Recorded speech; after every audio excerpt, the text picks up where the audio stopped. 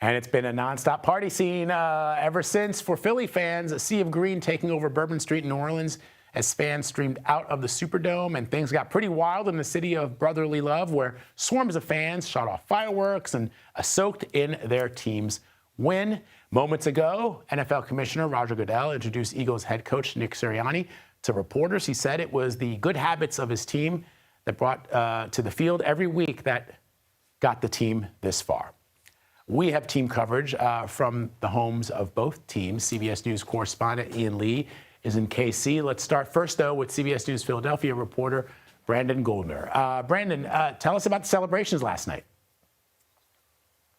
Well, Vlad, it was an incredibly wild scene to see. Really, Broad Street, the main stretch where City Hall is located, right in the heart of Philadelphia. It was packed with people, thousands of people. Philadelphia Mayor Sherrell Parker, she warned people not to climb the light poles, practically begged people to be safe, but many people ignored her advice and really tried to climb anything they could find. We found fans that were climbing up on subway entrances, even a garbage truck, as well as, of course, light poles and even trees. And it got a little bit dangerous as well because we saw a lot of people lighting off firecrackers right in the middle of crowds, as well as people who were knocking down traffic light poles and pedestrian signal poles. So there was a lot of fun, a lot of exciting atmosphere, a lot of people very happy, but there was a little bit of danger as well. We're working to find out from Philadelphia police whether there were any injuries or any arrests that were made. But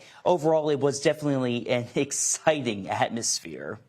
I know from the head of our national desk that we've got cameras ready when the team arrives back in Philly. And what else do we know about a potential parade?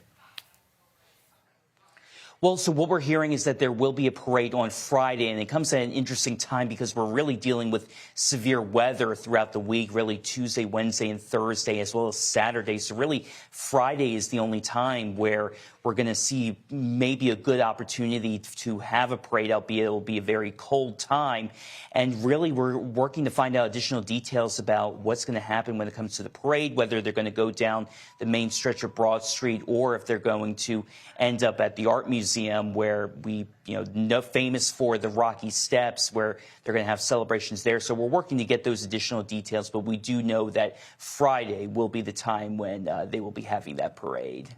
All right, my brother, stand by. Let me turn to Ian Lee. So, Ian, how are the fans in KC reacting this morning? I think they sort of thought destiny was in their future. Guess not.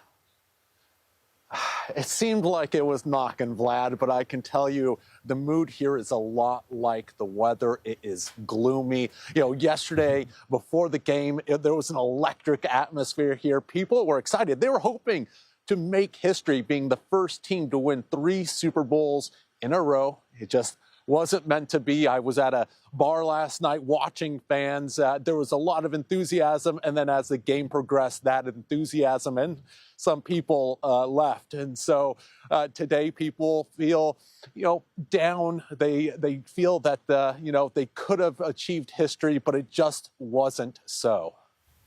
Yeah, look, I didn't have a horse in this fight, in this race, so I feel bad for the Kansas City Chiefs. Happy for the Philly fans. Try again next year. Ian Lee, Brandon Goldner, thank you guys. Appreciate it.